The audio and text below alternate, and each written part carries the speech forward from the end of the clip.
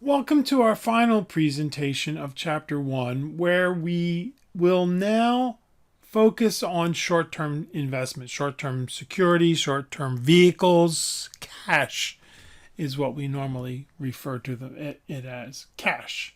You got your money in the market? No, I'm in cash. I'm out of the market. Everything's in the money market or CDs or whatever. And this really should be its own little chapter on its own. But hey, I wanted to throw it in there and get it out of the way because it's a place to park your money. We don't really want long-term money to be sitting in short-term vehicles. Why? Because they just don't make that much, right? They're guaranteed or pretty darn close. So what do we know? Do you want to eat well or you want to sleep well? Right. They're very liquid and there's a very low risk of losing principal, but that means you're not going to make very much money. And then for some, usually it's been 1% to 3%, 4%, sometimes 5%, but over the long sweep of time, it's about 3%. But between the Great Recession, 2008 and 9, 10, to 2022, they were paying close to zero. Some were actually paying zero. Others were paying 0.01%. The interesting thing is, rates have risen dramatically since 2022, but some banks are still paying 0.01%. Thank you very much. Yeah, right. We're also going to spend one little slide on the emergency fund. You'll hear many financial professionals, the talking heads on the internet and the television, telling you how you need an emergency fund. Yeah, all right. We'll deal with that in a bit. So slide 56, let's take a look at the interest on short-term investments. Now, most of us are used to a savings account or maybe a checking account that pays interest, and we see that it uses the stated rate or the nominal rate. You maybe have $100 in the account and it's 1%. That means in a year it'll be $1 of interest, so $101.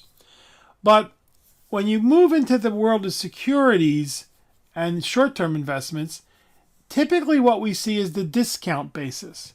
It's a method of earning interest on a security by purchasing at a price below its redemption value. And the difference is the interest earned. And what the accountants say is the interest accrues on the investment. Not a cruise on a ship or anything, folks. ACCRUES, a cruise. The value of the document, value of the short-term investment, rises as it gets closer and closer to its maturity date, which makes it very easy for you to buy and sell it then, you see, because you don't have to worry about getting paid who's going to get to pay the interest. No, the value of the security rises as it gets close to the maturity date. And if you want to, you can wait until the maturity date, or you can sell it before then. So here's the example. We purchased a security now for $4,800. It'll be redeemed for $4,000 or $5,000 in 10 months. So the total interest is $200. But on the way to that 10-month maturity date, you don't have to hang on to it then. You could sell it for maybe $4,900 after, 5 months or whatever. And we're going to see that these are treasury bills and corporate paper. What a silly name that is. We'll get to it later. But remember, two different ways of paying interest. The nominal rate, the stated rate, which is what we're used to, and the discount basis, the discount rate. What are the risks of short-term investments? Now, wait a minute, Payano. You told me that these things are risk-free. Well, the risk of default, the risk of capital losses is very, very low. Your principal is safe, often guaranteed, or pretty darn close. But there are risks with any investment, folks. There's no way you get around that. You have the risk of losing purchasing power, sometimes called inflation risk. Yeah, because short-term investments barely keep up with inflation.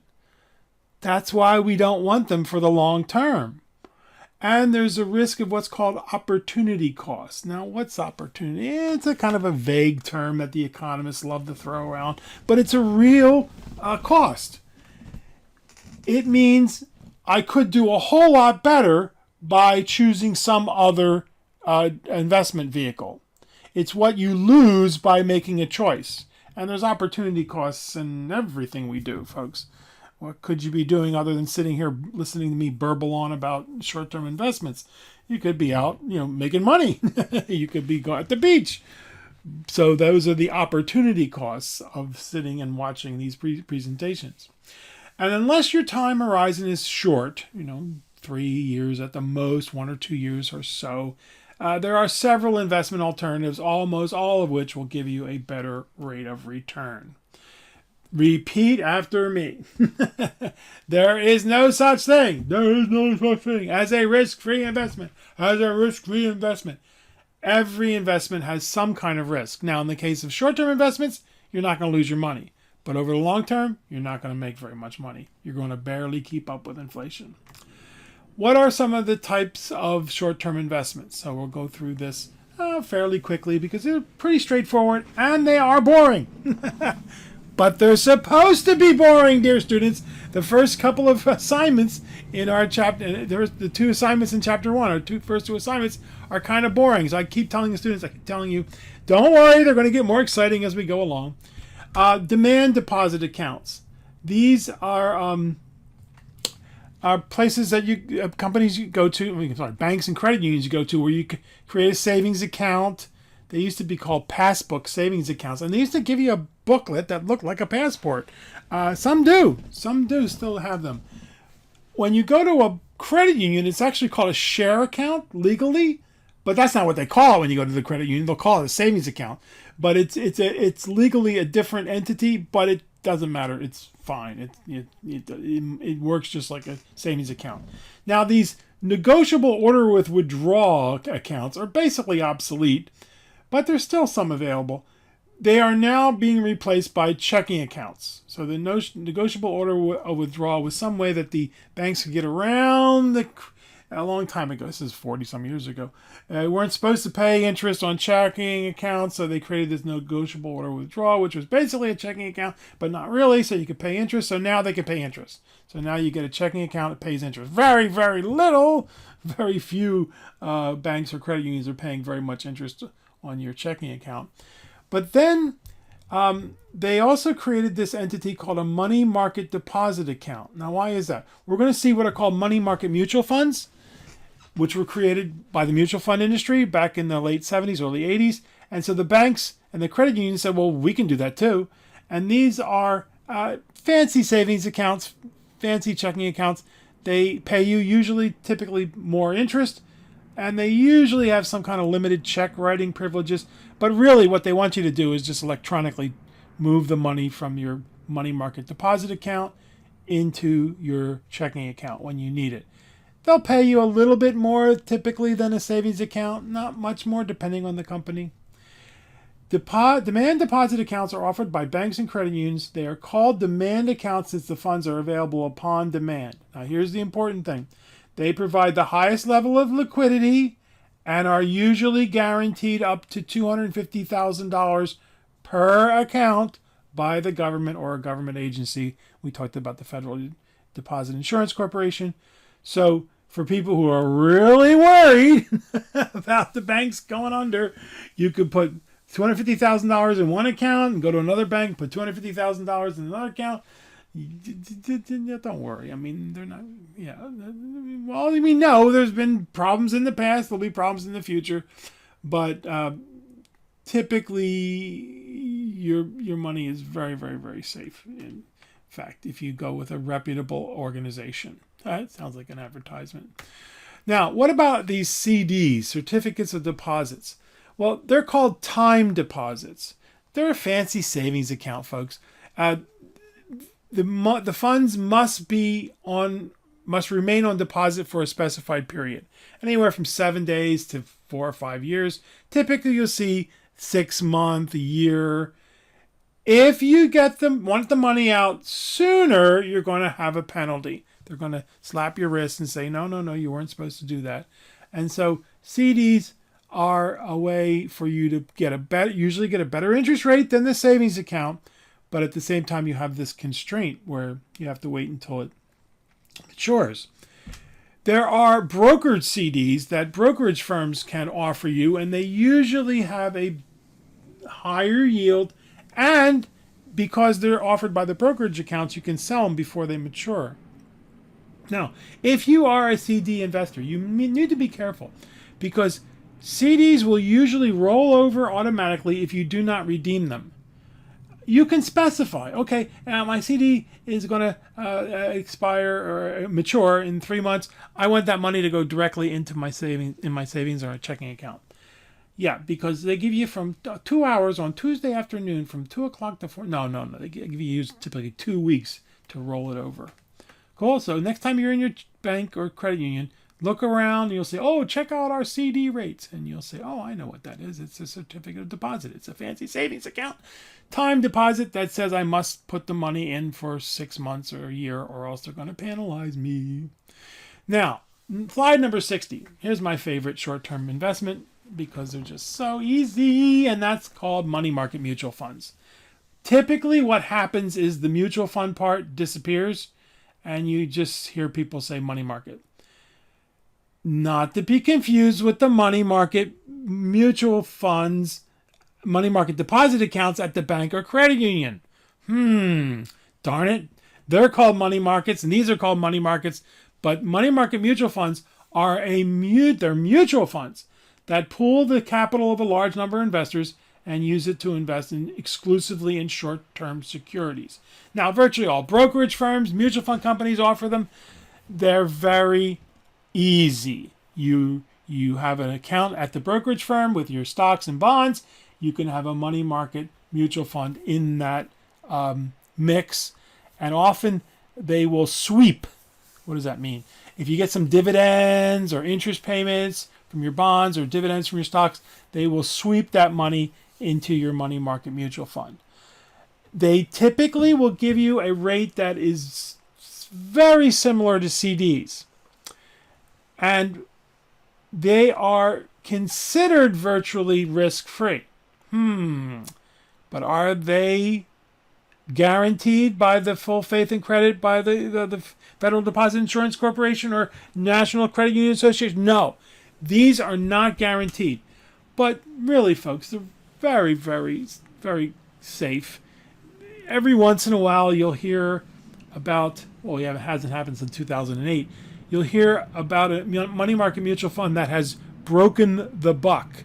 Just type in to any search engine, break the buck or breaking the buck. Because they're set up to always be worth $1 for every share.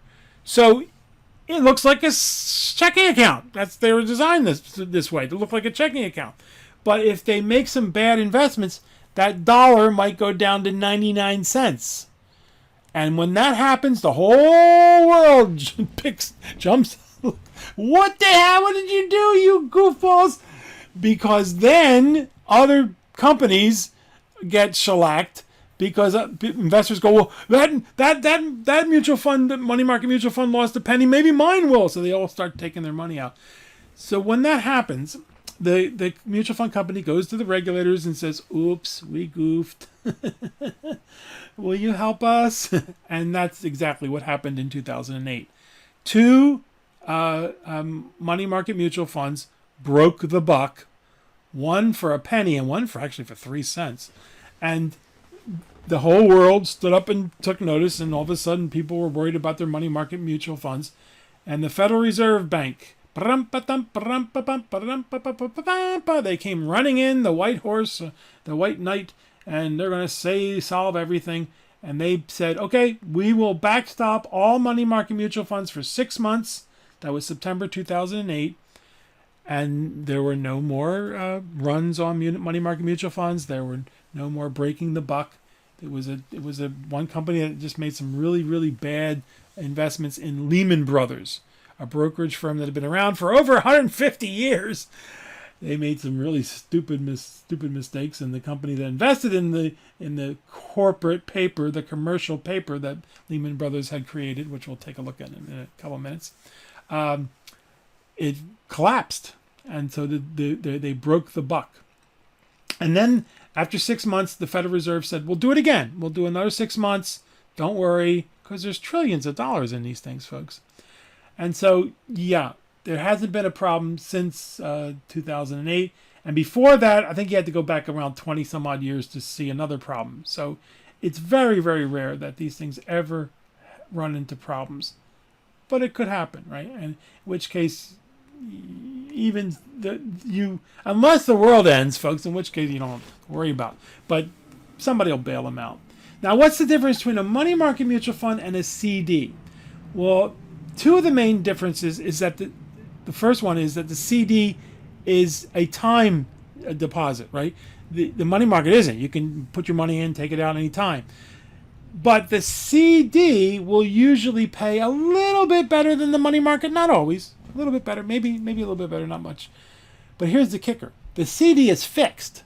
It's not going to go down. Where a money market changes every day as market conditions change. So if interest rates go down, your money market fund interest is going to go down, whereas the CD is not.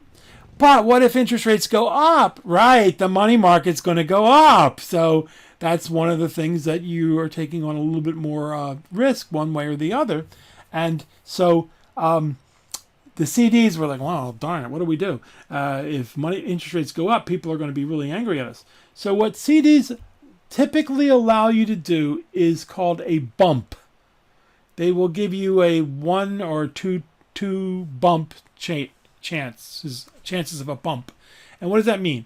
If you have a CD for, say, a year, and after 6 months interest rates have risen, you can go to the credit union, go to the bank and say, I want to bump up my interest rate to the current market rate. I think they give you 1 or 2 bumps for depending on how long your CD is. Cool? So that's how they're competing against one another. I'm a big fan of money market mutual funds just because they're so easy. They used to give you checks. I don't do that anymore. They just say, look, set up your bank account with our money market account, and then you can electronically transfer money into your checking account because they don't want you to use it for go to the grocery store or something like that. They don't want it to be a day-to-day account. But some people set it up so that every month they get a certain amount of money into their checking account from their money market mutual fund or other investments. So money market mutual funds, typically you'll hear people say money market. Now slide 61, Series EE savings bonds. These things used to be a very popular gift for newborns. Your aunt, your grandparents would buy one of these at the bank, and then they'd put it in a little card and give it to your parents when you were born, and people would put it in a drawer and forget about them.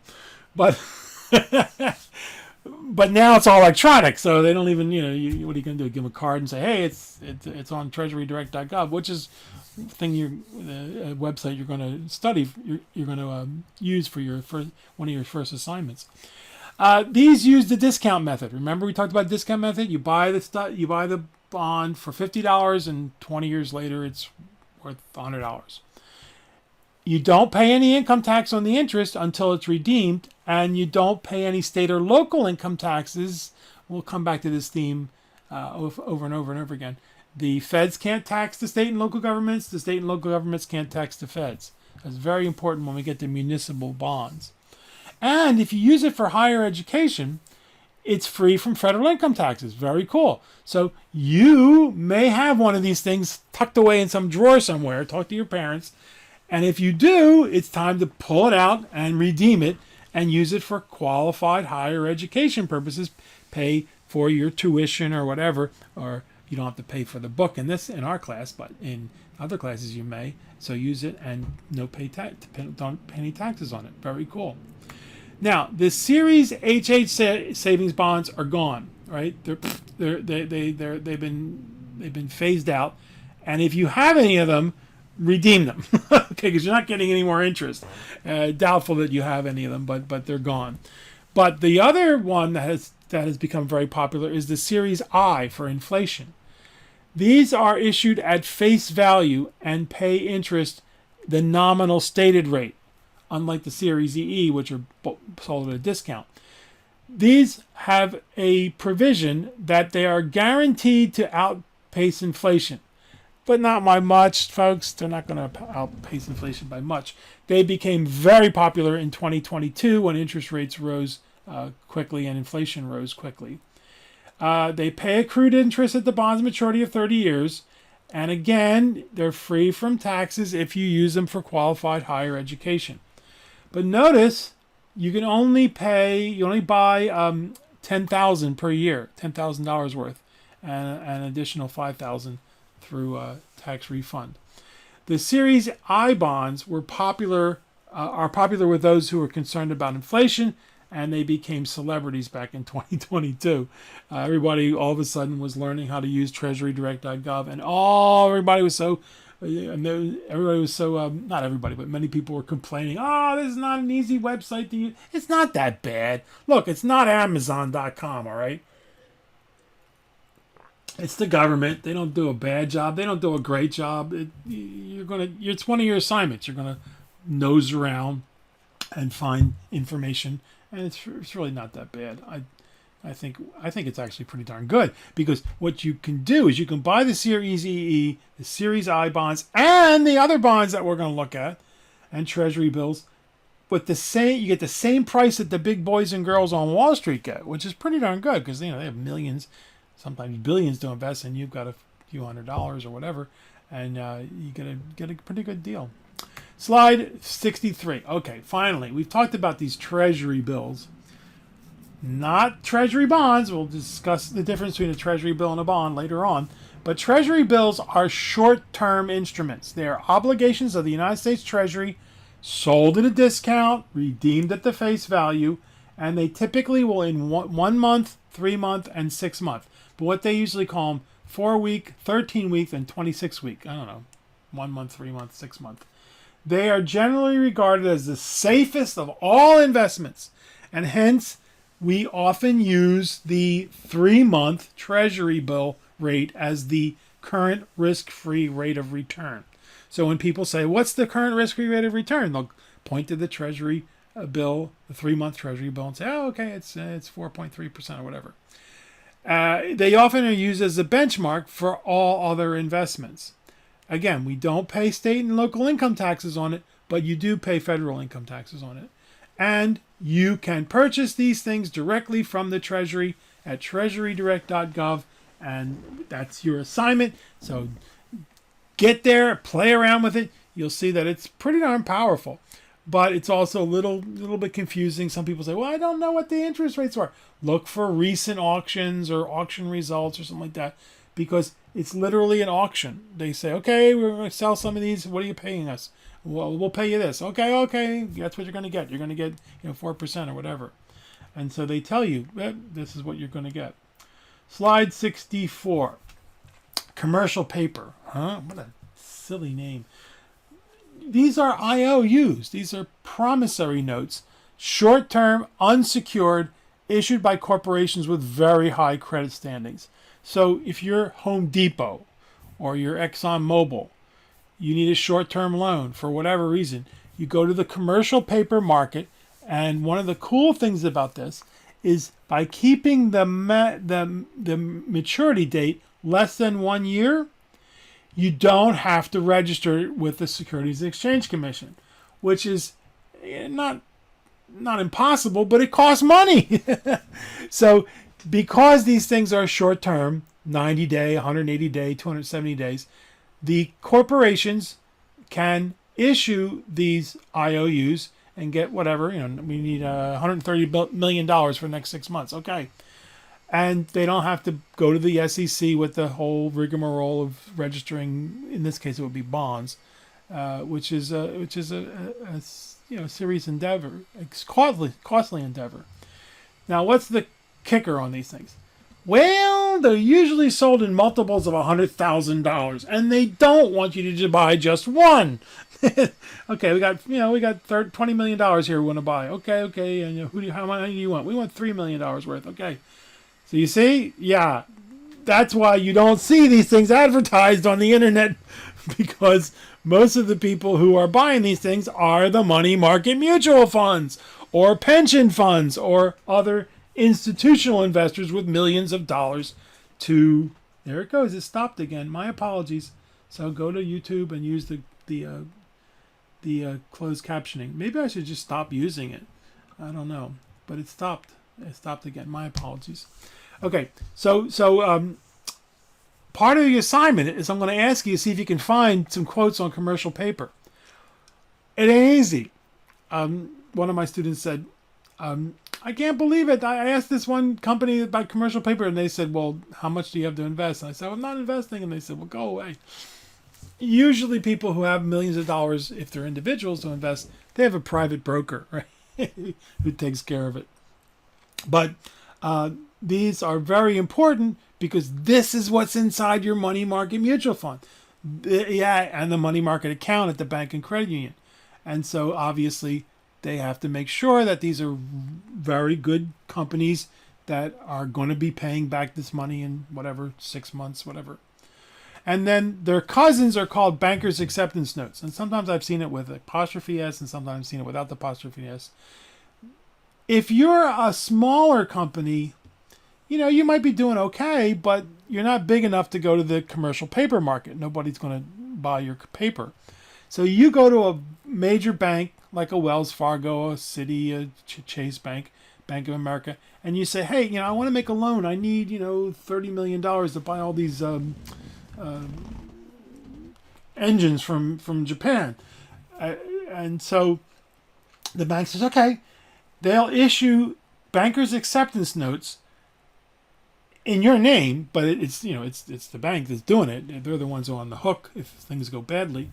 And you can sell these things and get your money, and then you have to pay the bank back within 30 days, 60 days, 90 days. They're sold at a discount. They generally provide yields lower than CDs and commercial paper. Why? Because it's based on the bank, which, how do you know a bank's making money? Their doors are open. So again, as with commercial paper, the minimum denomination is $100,000. So yeah, none of us are going to be buying these things. And if you are, God bless you. Slide number 66. You know what? I'm gonna go back and turn off the closed caption so you'll be able to see it if you ran over to YouTube. Stop this for a second. Start it back up again. Yeah, the closed caption is gone. My apologies. So which short-term investment is for me? Well, commercial paper bankers' acceptance notes, as we just said, are usually only suitable for institutional investors. Savings bonds make cute gifts for newborns, but not anymore because now it's all electronic. Many investors will purchase treasury bills directly from the treasury, maybe even treasury bonds at treasurydirect.gov, which is part of your assignment. And I think CDs are fine for those that are sure that they will not need the money until maturity. I know I'm not going to need this money for at least 6 months. Okay, put in a CD. But in my humble opinion, I think money market mutual funds or deposit accounts at banks and credit unions are the preferred choice. It's certainly what I use for short-term investments. Since every bank, credit union, brokerage firm, mutual fund company offers them, and they link them directly to your checking account, so that if you need to pull some money out of the money market, it goes right in your checking account. But many uninformed investors still use a savings account from a bank because they haven't taken this course yet. Tell them. Do you hear somebody? I mean, I've heard people who have, oh yeah, I got all my money in the bank. How much is it? Oh, it's like $500,000 in a savings account. I'm like, oh my goodness, you need to take our class. When are you going to need it? Well, I'm saving it for retirement. In a bank? Okay, the banker's licking their chops because they're turning around, taking that money and lending it out 20% in credit cards. So yeah, you can do a whole lot better. That's the idea of opportunity cost, right? Okay, so slide 67. Let's go to slide 67, sweetheart. Got to talk to my computer. Here's the emergency fund debate. And this really belongs in Business 121, Principles of Money Management. Should you have an emergency fund? Well, many financial experts, the people on the internet and their shows, and they become celebrities, like Susie Orman. Their job is to be a celebrity. Their job is to get... some of them have some actually good information, but their job is basically to sell themselves and make money off of that. So I'm a bit wary of them. And maybe some people say I'm jealous. I'm not jealous. I like being obscure. I don't really want people to say, "Oh, there's that guy I saw on television." I just feel that the message is more important than the information, right? I'm not saying that right. They're always having to sell themselves, and they come up with these things. This person says this, and it's very important that you do this right away, and that's what they do about the emergency fund. 9 months of income. I don't agree with that concept. As long as you have access to cash, $25,000, $50,000, $70,000 in a savings account earning 1% or less, I would use that money to pay down interest debt, especially if you have high interest credit card debt. And there's a caveat: you're insured, right? You're adequately insured against certain things happening and the like. But some people really do need a big fat emergency fund with earning very little interest. People like salespeople who it's either feast or famine. Cars are selling like crazy, and all of a sudden the recession hits, and now stocks have fallen quite a bit, and so you don't want to sell your stocks, but now you don't have any money coming in the door because cars aren't selling or houses aren't selling. So you have the emergency fund. Self-employed people, again, feast or famine, they need an emergency fund. If you're in a business where you get laid off often, yes, you need an emergency fund. So that's typical. But if you have a marketable skill, that you'll be able to, if you lose your job, you'll be able to find another job. I'm not saying you should, not have any savings at all. Some savings, but I'm not a big fan of this emergency fund. Okay, enough said. Slide 68. Okay, checking for comprehension. What are mutual funds that pool the capital of a large number of investors and use it to invest exclusively in short-term securities? They use it to invest in the corporate paper, commercial paper, the banker's acceptance notes. These are money market mutual funds. Again, you're not going to hear the term money market mutual fund. You're just going to hear people say money market. Or money market accounts at a bank or credit union. They have rates that are close to CDs without the early withdrawal penalty. And if your interest rates are going up, you get to partake in that. If interest rates are going down, oh well, you're going to partake in the downside. What are savings instruments in which funds must remain on deposit for a specified period? There's normally a penalty for early withdrawal. These are the CDs, certificates of deposits. If rates are going down, you can lock in a good rate. But you better hope you don't need the money until the CD matures, because what's going to happen? They're going to slap your wrist and give you a penalty. Slide 70. What are short-term unsecured promissory notes, sometimes just called IOUs, issued by corporations with very high credit standings, normally sold in $100,000 denominations? These are the commercial paper, the corporate paper.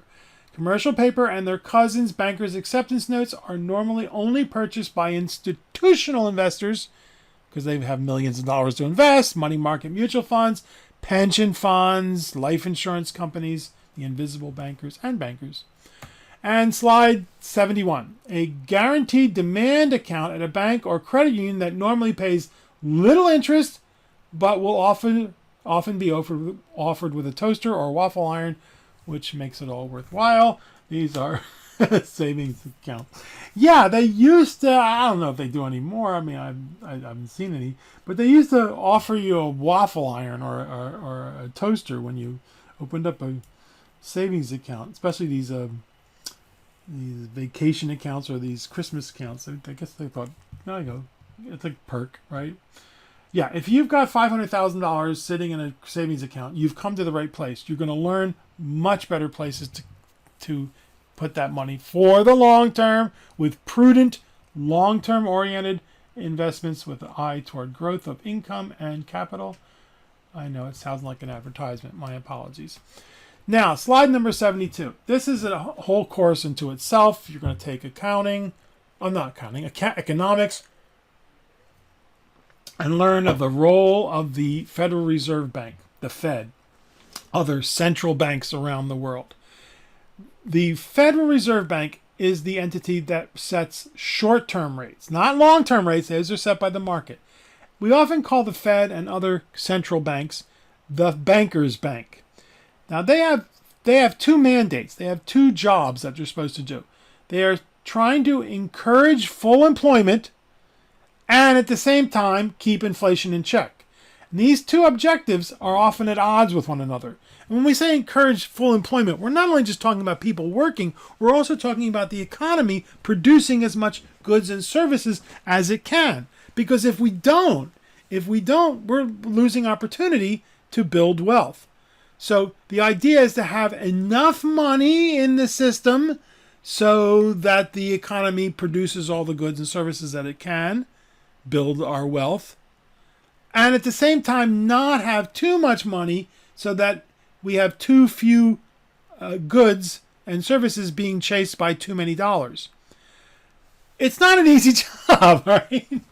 And the Fed was designed to be independent and not subject to political pressures. Well, throughout the 100 years more that the Federal Reserve has been around, there have been times when presidents and other politicians have, said things that weren't particularly trying to tell them how to do their job, but basically nudged them in one direction or the other. Now, when Trump was running around screaming and hollering about Obama not being a citizen, and this was back in the 2010, 2011, he was also not happy that they kept interest rates very, very low. He wanted the Fed to raise interest rates when Obama was president.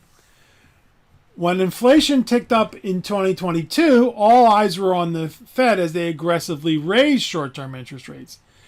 Now they have been lowering them as the economy and the inflation has been cooling. They've since taken a bit of a pause, haven't they? Because they're worried about the tariffs. The tariffs are a tax, essentially, although Trump says they're not. He says that the countries that are selling the goods are paying the tax. No, we, the consumers, pay the tax. And so the Fed is a little worried about inflation reigniting. He wants them to lower interest rates. In fact, he's been very, very adamant in saying that Jerome Powell, who is the Federal Reserve chairperson, is a very bad person and a horrible choice. And he got really jumped up and down, screamed and hollered at Biden for choosing Jerome Powell, but it was actually Trump during his first term that chose Jerome Powell. He now wants control over the Fed. Literally, he wants to fire Jerome Powell and take control of the Fed. This is very dangerous, folks. It's unprecedented. It's very dangerous, along with a lot of other things that the Trump administration has been doing. I got to tell you, folks, I'm very frightened for our future, politically, economically. I'm excited. Politically, I'm terrified. When you have people being rounded up and sent to countries where they have no possible way to ever leave the prison, they're going to die there. That's a scary thought. And that's not the only thing that's scary, what's going on. What's scary, you don't want the president controlling, or the Congress controlling, the money supply. That's why we've had the Fed for over 100 years. And although they haven't always done the best job, sometimes they do get it right. I think you got to really take your hat off to them, however we say it now. Tip your hat to them, because it wasn't just Jerome Powell. It was Ben Bernanke, and then what's the woman's name? I forget her name. Oh my goodness, right now it escapes me. But she was the Treasury Secretary under Obama, and then Jerome Powell. They navigated that global financial crisis pretty darn well, folks, because we were looking at the abyss. They did a pretty darn good job, and so we want it to be independent. Nothing's perfect. You'll hear people say, "End the Fed," and I say, "Okay, what are you going to replace it with?" Gold. Okay, you don't know what you're talking about. Slide 73. And that, dear students, is our last presentation of Chapter 1. Introduction to investments, overview of the investment universe, risk versus return, the eternal struggle. Do you want to eat well? Do you want to sleep well? And then short-term securities. Thank you so very much for being in our class. We are incredibly, all of us at Southwestern, honored and privileged, happy that you're with us. And we hope you are gaining some excitement. And I know some of this stuff, especially what we just covered, is kind of boring. It's supposed to be boring. But it's going to get more exciting, folks. Trust me, because in our next presentation, we're going to start our discussion of mutual funds, investments for the masses. And chances are, dear students, when you get a job, you're going to be confronted with investments to make in a 401k, a 403b, a simple IRA. And those 99.99% of the time, those are going to be mutual funds. So we'll see you in our next presentation, our next chapter. Thank you so much for being in our class. We want this to be the best class you've ever taken. So if there's something that's lacking, let us know. Study every day. Be awesome. You are going to be the investment guru for your friends and family and coworkers. It is a very weighty responsibility.